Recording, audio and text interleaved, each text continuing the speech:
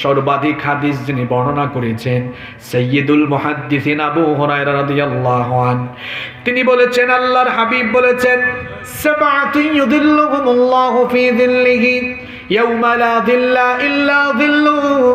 7 শ্রেণীর মানুষকে রব্বুল আলামিন কিয়ামতের সেই মহা বিভীষিকাময় দিনে তার আরশের ছায়ার নিচে জায়গা দিবেন, যেই দিন আল্লাহর আরশের ছায়া ছাড়া আর কোনো ছায়া থাকবে না।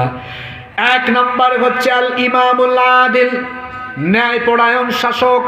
2 নম্বর হলো ওয়াশাবুন নাশাআ ফি ইবাদাতিল্লাহ, ওই যুবক যে তার যৌবনকাল আল্লাহর ইবাদতে কাটিয়েছে। 3 নম্বর হলো রাজুলুন কলবুহু মুআল্লাকুন ফিল মাসাজিদ, মসজিদের সাথে যেই ব্যক্তির অন্তর, মসজিদের সাথে যে ব্যক্তির অন্তরের সম্পর্ক, অন্তরের টান থাকে। 4 নম্বর হলো রাজুলানি তাহাব্বান ফিল্লাহি ইজতামা আলাইহি ওয়া তাফাররাকা আলাইহি, যে ব্যক্তি আল্লাহর সন্তুষ্টির জন্য কাউকে ভালোবাসে আবার আল্লাহর জন্য কারো সাথে সম্পর্ক ছিন্ন করে।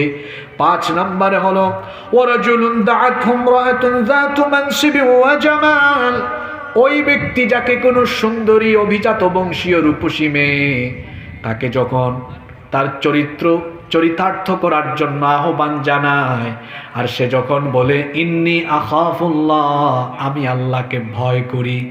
6 নম্বর হলো ওয়ারাজুলুন তাসাদ্দাকা বিসাদাকাতিন ফাআখফাহা হাত্তা লা তা'লামা শিমালুহু মা তুনফিকু বিয়ামিনিহি, ওই ব্যক্তি যার ডান হাত কি দান করেছে। 7 এবং সর্বশেষ হলো ওয়ারাজুলুন যাকারাল্লাহু খালিয়ান ফাফাদাত আইনা, ওই ব্যক্তি যে ব্যক্তির অন্তর আল্লাহর ভয়ে কম্পিত হয়ে, যে ব্যক্তির চক্ষু থেকে আল্লাহর আযাবের ভয়ে চোখের পানি ঝরে, সেই আল্লাহর ভয়ে ক্রন্দনকারী ব্যক্তি। এই হলো মোট 7 শ্রেণীর 7 ব্যক্তি।